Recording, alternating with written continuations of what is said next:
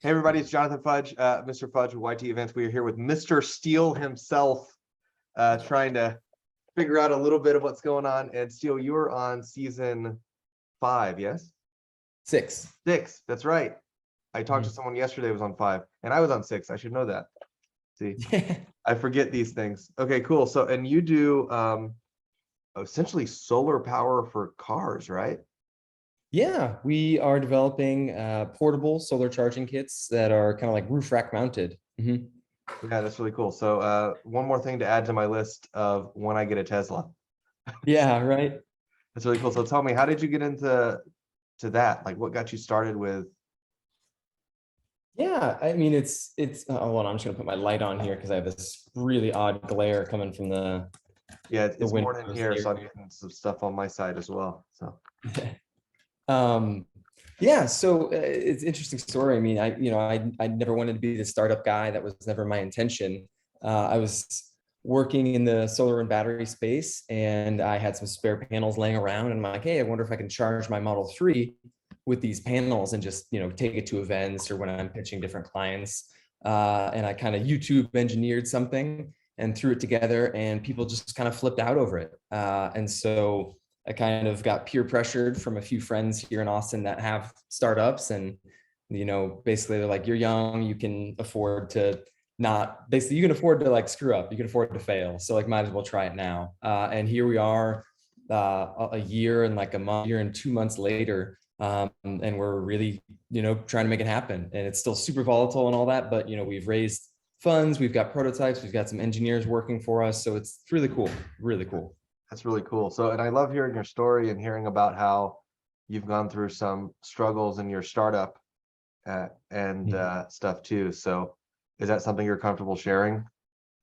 Yeah, absolutely. I mean, gosh, a lot of struggles when it's something that you can't, see the revenue right away, when it's something that, you might not be profitable for 4 or 5 years. The fundraising aspect, plays just such a huge role. And again, like I said, when I started this company, I didn't really know that it was going to be, a part of my career. I thought, hey, let's see how this goes. And when you haven't really started a company, or when you haven't, gone through it, you have this very naive idea of how things work.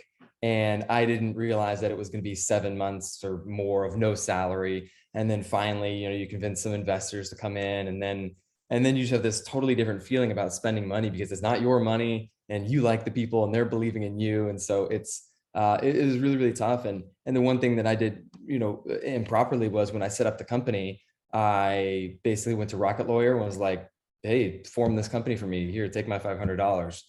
And once you add co-founders and employees, it becomes so difficult. And had I just paid $1,000 or maybe $2,000 for a lawyer to draw up agreements and make sure everything was sound from the beginning, it would have saved me probably $20,000 now, just a year later. So lawyers can sometimes be your friend. I think that's probably a good thing to take away. Yeah, I remember hearing your story in class. I think I actually had you on the 4th day or 5th day in my class. It was whatever the challenging one was, where it was like, I think that was it. It was all quiz and questions, I believe. Yeah, the pop quiz about vesting and equity. Yeah. Yeah, and so I heard your comment in the consultation when you were talking about that kind of stuff, and I was like, man, we hear so often that lawyers are horrible, but like there are so many times when they're not. So Yeah. yeah, especially when you're in the business stuff. That's cool. So what was your biggest takeaway from season 6? I know that everybody got a little something different. Yeah. I mean, the real answer from in here is the people. I mean, by far, just the relationships, hearing everyone's stories. I came into it, like you kind of just heard the short end of my story, which was like, I had this idea and I thought it would be really cool. And I was in a financial position to like try and make it work. And that is like not the typical story. You have so many people who have, massively impactful origin stories and why they're doing this and why they're passionate about it. And it makes you very emotional to see people who have basically dedicated their lives to, whatever the purpose of their company is. And that that meant the world to me to see, and to kind of motivate me going forward. And so that's like the easy answer. That's the cop out answer. Like I developed friendship. That's what I learned. I learned what being an entrepreneur is. But I think if you're talking about like the lessons and what we actually learned, I think the last day when we talked about tech stacking, that was the most important to me because I don't do any of that. And it was, my excuse was basically like, we're so early that we don't really have to, worry about any of that, but that's not the right answer. And right now, just this morning I was, filling out like 2 returns from customers who had pre-orders for a long time and, were fed up, which is frankly, I would do the same. And so I'm filling that out and I'm, responding to them and being all kind. I'm like, this would be another amazing thing that we could automate and have some sort of, software come in and say, hey, why are you refunding, and give us data about, hey, it's just taking too long, or hey, I sold my car, or whatever it might be. So I've been looking into a couple of different softwares like Zendesk and things like that to see what can help me automate that, because at the end of the day, this company is going to stay as small as possible for as long as possible, which means I get to put on all the hats that I probably don't want to put on. Yeah, that's great. Yeah, that's fun. So I went to season 4, and when I left, I told myself, I said, in season 4, the education for me, it was a lot of this stuff we've already heard, right? Like we've read books and that kind of thing. So Wes did give some new takes on some of it, which was great, and did force us to implement some of it, at least in theory, in our 15-3 competitions. But when I went to season 4 and I met all those people, I realized, that really is the draw that encouraged me to go back to season 6. I told my wife, because I actually had to miss my daughter's birthday. So yeah, you told me about that. Yeah, and then I came back to do her party and a hurricane hit. So now we're pushing it off another week, and we're like, man, we have to have her party because she keeps asking, when is my birthday? Yeah. Oh man. So I mean, we feel horrible, but that is what it is. But yeah, so I went back originally for the people and the education and just forcing myself to work on my business. So that was kind of cool. But I found that as an entrepreneur, we all go through different things, even in your accidental startup, I guess. You've gone through different experiences than everyone else. So what's something that maybe about that maybe other people might not know about from your experience? Like what's that hidden golden nugget that somehow you've become an expert in through your experience that someone else may not? I think it would have to be fundraising. I'd say 75% of my job right now for the past 6 months at least has been fundraising.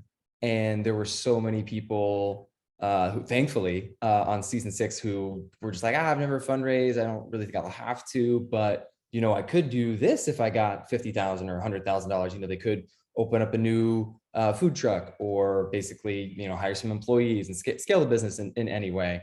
And so that's kind of been my specialty. And it's cool because I've actually had 2 people reach out afterwards from season 6 and saying, hey, I'm looking at getting involved in these groups. Like you said, you had a pitch deck. Can I see it? And I actually ended up making a pitch deck template for one of them, which is something that I love doing. And so they're going to use that going forward. And that's pretty exciting. That's really cool. So what is the big takeaway for that? Because I've never done fundraising. As a balloon guy, let me tell you the 30-second version of my story. I started with what used to be a $5 bag of balloons and a $5 pump. Now it's like $25 or $30 and 7, but whatever. So I started with $10, started inflating balloons, and then bought more balloons, and then did more, and then bought more, and then did more. And I just kind of barreled it on until now I have, $40,000 in inventory, and I'm doing events all year round. So, yeah, but I've done that on $10 that I could have scraped off the floor if I just walked around long enough. You know what I mean? So that being said, tell me about fundraising. I know nothing about it. Yeah. I mean, so just commenting on your story, I mean, that's the dream, right? That's the dream. Like you're passionate about something, you build it, and it grows and it grows and it grows. And that's, that is like measurable and sustainable and really, really cool. And sometimes I kick myself. I'm like, I should have done something that was a little more in my wheelhouse. But when it comes to fundraising, yeah, there's no way I can 3D print solar panels and build like brand new inverters. I just can't do that, so you have to fundraise. And so basically kind of what that looks like is most companies start with like a friends and family round. And so you'll go to, your uncle and be like, hey, can I have, 5 or 10 grand? Here's why. And we skip that purely because as a first-time founder, I didn't have the confidence in myself to return my family's money. And this is not typical, but I was like, I would rather convince strangers to do it, so I feel, better about it if it doesn't go right. I don't want to be at Thanksgiving in 2 years and I'm just getting evil eyes from half the people at the table. So it was our decision not to do friends and family round. So we went right to basically angel investors. And so what that looks like is just cold calling, cold emailing everybody who's ever acknowledged that they've invested in a company for any reason, going to executives who work in the industry, who are clearly passionate about what they do. So if it's, Electrify America, or if it's Aptera, or people who have invested in like peripheral companies, and just trying to get a phone call with them, trying to get a Zoom call, whatever it is. Hey, will you look at my pitch deck? Hey, I'm on LinkedIn. I bought the LinkedIn platform, the premium, and maxed out my like DMs on that in like a week. And so what you need to successfully fundraise at what we call a pre-seed level, which would be your angel investors and you're just getting off the ground, you need a business plan. And however you format that, it doesn't have to be the fanciest thing in the world, but it usually comes in the form of like a pitch deck. And so you need, go ahead. What can you describe pitch deck? Because in my head, it's I imagine literally note cards with like, here's something that we do, here's something else we do, and here's why you want to give us money. Can you explain a little bit more about what that is? Yeah, 100%. So a pitch deck it's just a PowerPoint, right? It's a PowerPoint that says, hey, this is who we are, this is what we do, this is what we could do with a little bit of your money. And so I use Canva. Canva's amazing. And you can create really quality stuff on there. But basically you want it to be between like 8 and maybe 13 slides. If it gets too long, people lose interest. So short to the point, but really you need to tell your story. You need to tell, who you are, what you're going to do, why you're the best person to do it, what you have done, and what you could do with a little bit more money. And as long as you can do all of that in, 8 to 12 slides, and make it look decently pretty, then you can kind of convey what your business is. And as you kind of know, the hardest thing for me, talking to the judges during any of the consultations, was we can't use any imagery, we can't use any content or anything. So I'm just like, yeah, it's like solar panels, but on your car. And they're like, okay, I kind of get it. And then finally after the competition, I'm like, yeah, this is what it looks like. And they're like, oh, that's sick. And I'm like, yeah, well, would have been nice. But so that's hard for us. I've never seen a picture either. I just love the idea. Yeah. Okay. Well, we'll get you on the website, but great. But yeah. So as long as you have the pitch deck and then some sort of financial plan, and the financial plan can be a sales forecast. If you already have a little bit of revenue, how it's going to grow, and then really how are you going to use these funds, and what's your runway? How long is it going to last you?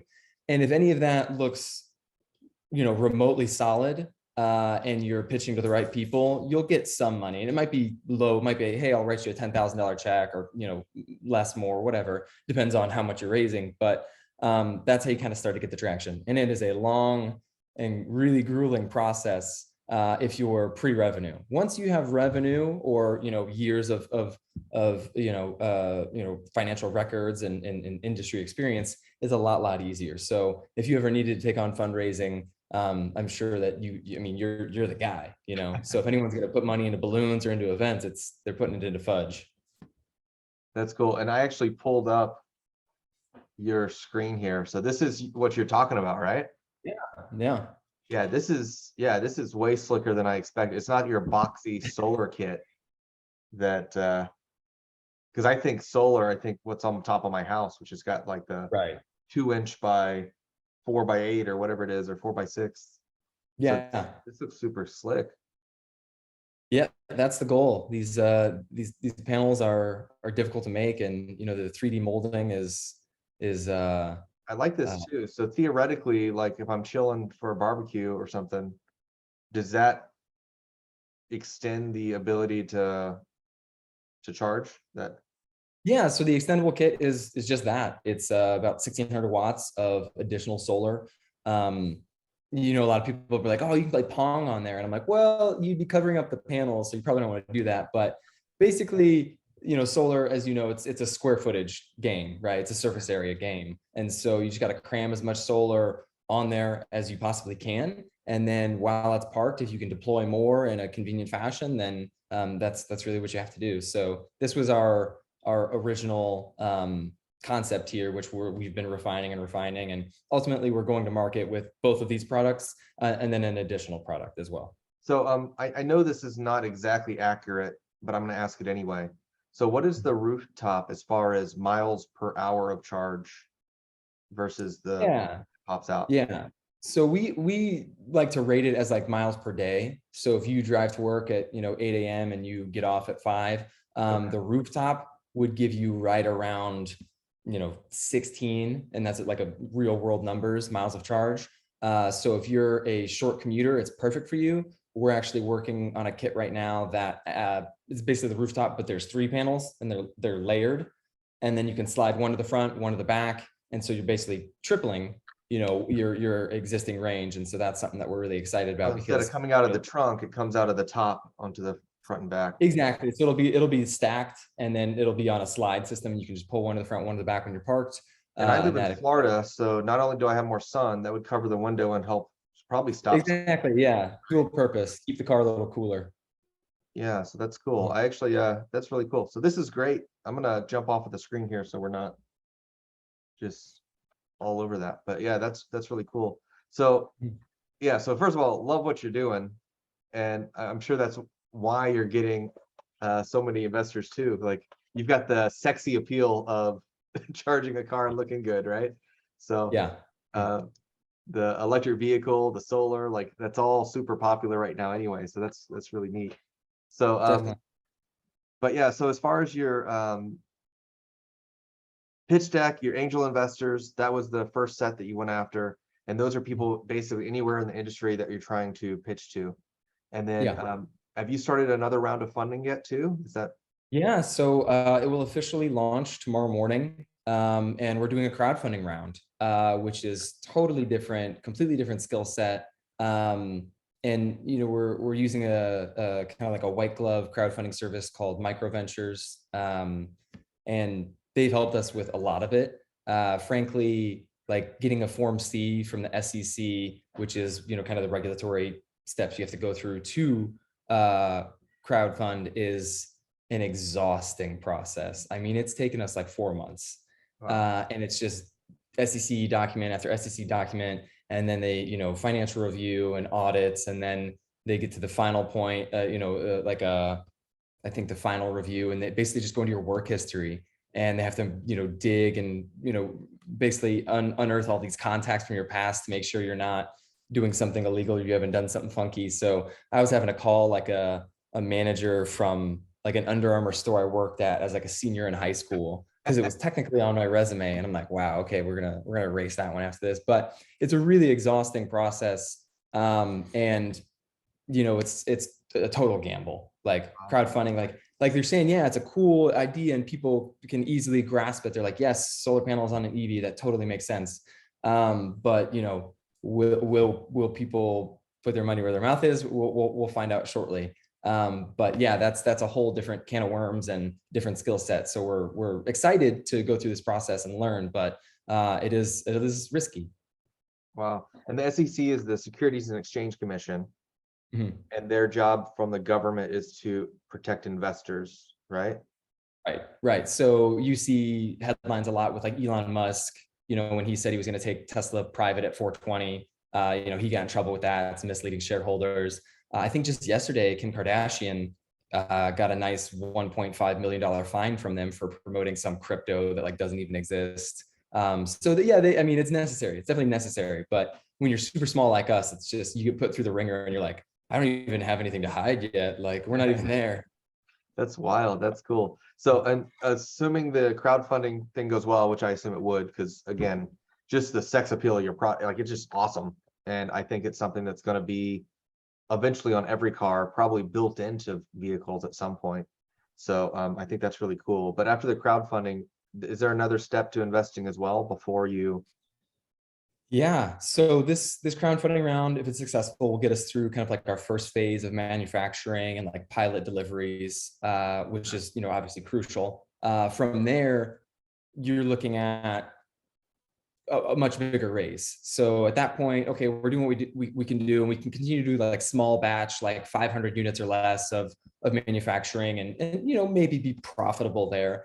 But at that point, what most tech startups, most hardware startups need to do is raise their seed round, and that's usually a $2 million-ish round, and then that is mostly covered by VCs and like institutional funding, and that's another entirely different ballpark, where you need lawyers involved, you need like a part-time CFO, you have to basically dress up the company in a tuxedo and, you know, send it to a cocktail party. And that's an equally exhausting process. I have a few friends who have done, you know, several like seed rounds like that with VCs, and it's stakes are so much higher, obviously, because there's so much more money on the line. It takes a lot longer. So I'm both looking forward to it and not looking forward to it. But yeah, I don't have experience yet with that, but we've kind of been laying the groundwork and reaching out to tons of VCs. And basically what it comes down to is let us see the, you know, final product, and let us see what your sales numbers are. And that's pretty much what they'll make their decision based upon. That's cool. And at that point, that amount of funding is to help you establish a permanent manufacturing company or permanent partnership. And it's probably the step before you go out and buy your own facility to build at that point, right? Yeah, exactly. So there's a lot of like VC wings of large companies. Like, you know, if say we wanted to partner with Porsche or Mitsubishi, they have like a Porsche Ventures or Mitsubishi Ventures, and they can fund your company, set up contracts, and basically kind of like take you into their family, their network. And so that would be ideal. Obviously, there's smaller family offices or larger corporate offices that have great connections and can just throw enough money at it and introduce you to the right people to kind of make it work. Because once they give you money, obviously they really want it to succeed too. So the connections are just as important at that level. That's cool. And I have to say, this relates to me a little bit because my first science fair project was a car with solar panels on top of it. And I was laughed at because the teacher said, you won't get enough power to run it, but good job at being lazy. So. Oh man. Well, frankly, probably at the time, she was probably super accurate, because solar 5 years ago, not even to mention 10 years ago, was just like nowhere near where it is today. But yeah, that's really cool. I mean, the foresight of like, it makes sense. And even now, like a good solar panel is only about maybe 25 to 27% efficiency. That's like top of the market. And so in another 5 years, maybe we'll get past 30, and maybe we'll get past 40. And then that solar car becomes, you know, a reality. So you have the solar panel itself that's going to vary in efficiency. And so you're constantly trying to find the best solar option, right? Yeah. And then there's also the inverters. So like the technical side of turning that solar into electricity. Yeah. And then there's also the battery bank that holds that in whatever format that is, right? Yeah. So there's quite a bit. Now, are you actually having a battery as part of your system, or are you using the car battery? Yeah, so we have what we were calling just like an auxiliary battery, which is a small, like 1 kilowatt battery bank, and then obviously an inverter. The reason that we need that is, one, so that we don't void the vehicle's warranty. And so if we're giving like unequal charge distribution, like max amount of solar, a cloud comes by and then we're like, ooh, you know, pretty low, that is going to mess with the car. So the only way to like really make that work would be to work with the auto manufacturer, or basically build in a workaround with our own battery management system, and that would void their warranty. So when we have the auxiliary battery, we charge the auxiliary battery, and then that distributes the charge to the vehicle at like an even rate. So that's, at lack of knowledge, it'd be like a capacitor of storage to make sure that it's consistent. Okay. Yep. That's kind of cool. And that's something that, you know, I would never think about. And I guess no one would think about unless you were doing what you're doing.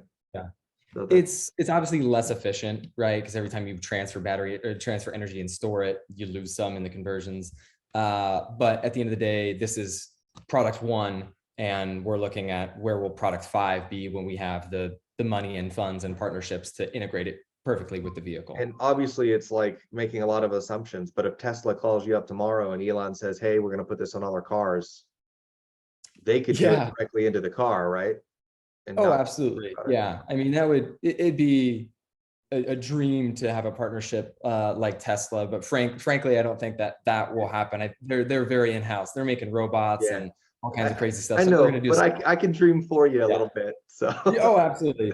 What would be better is if we got a call from a competitor, a Lucid or a Rivian, and they're like, "Hey, we'd love to test some of these out and see if this will be a big pull, to draw customers away from Tesla." So, yeah, that's cool. although I love Tesla, it would be nice to compete against them. Yeah, that's great. And especially if you had somebody backing you to help you do it, Yeah. that'd be great, because that only helps everybody actually. So Yeah, and that's the cool thing is, one of the reasons that I really love this product was I love doing outdoorsy stuff. I love going, camping and fishing and road tripping and all that stuff. And having an EV for the past like 5 years, it's really difficult. And so it'd be funny. My friend would have some old, 99 Tacoma, and I'm like, "Hey man, can I borrow your car for the day? Like you can use mine." And he's sitting there looking at a brand new Tesla, and he's like, absolutely. And I'm sure he's peeling out around town and ruining the tires and all that. But I'm like, yes, thank God I can take this truck and go do what I want. And so I see all the problems with EV ownership because I've experienced them. And I watch all my family members getting electric vehicles because I was pushing them on everybody. And the problems that you encounter with it, whether it's range anxiety or like the lifestyle aversion, or just honestly the cost of charging has gone up like hundreds of percent in the past few years. And so these barriers to entry for people who don't own EVs, they're always going to be there, and no one's really doing that much about them. So creating a product that might make a few people say, "Oh, I get an EV now," that like some peace of mind, that's really cool. And so a very, very, very small part, but I do enjoy the aspect of promoting sustainability and like e-mobility and things like that. So yeah, that's something I'm proud about. that's very, very cool. And even what are you calling your trunk kit? That's the extendable. The extendable. So technically the extendable I could throw into my non-EV vehicle, go out to an open air park, toss it out, and now I've got a way to charge our cell phones, or maybe charge an iPad for my daughter so she can play games at night. Yeah, 100%. So And there's a lot of that. I mean, people do all the overlanding and camping, and even if you've got like a nice Forerunner, you could throw a rooftop kit on there, use it as an awning, whatever you want to do. And then we've got obviously a big battery bank that will have a 240-volt outlet, and then a couple of 120s and some USBs and all that. So no, it's not just for EVs, but it's a powerful battery, so there's going to be lots of ways to use it. Yeah, that's really cool. And I don't know if it's true across the states, but in Florida, all of the commercial vehicles that I'm trying to get for my company to carry balloons are being purchased and bought up and transformed into essentially mobile homes for people. Yeah. So if we're throwing, it's double, possibly even triple the area on top of those vehicles. I mean, now you can, at the very least, run an air conditioner, do something out of those vehicles that's going to help even when they're parked without running gas and wasting fuel.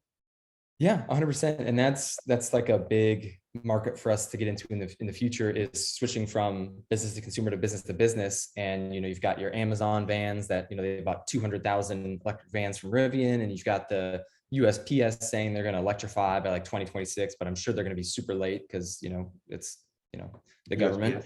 Yeah, I don't even trust them with my mail. I'm not going to trust you guys to be cutting edge with technology. So but you've got all these companies electrifying, and that provides like so many opportunities for a few of them to test out what we have to offer, and then refine it. And again, eventually, yeah, like you're saying, there's a lot more space up there. And although those cars are driven all day long, they don't really go that far because they're just in their little route. So they can actually have much smaller batteries, which is better for everyone, better for Earth, and less minerals and all that. So we can actually help quite a bit more.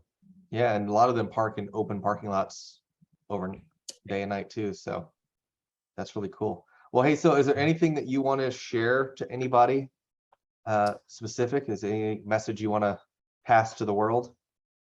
Oh, wow. I mean, put me on the spot there. I'm going to say this, if you have an idea, if you have something that sounds crazy, find some good mentorship, find some, family, whoever it might be, some friends to basically push you out of your comfort zone.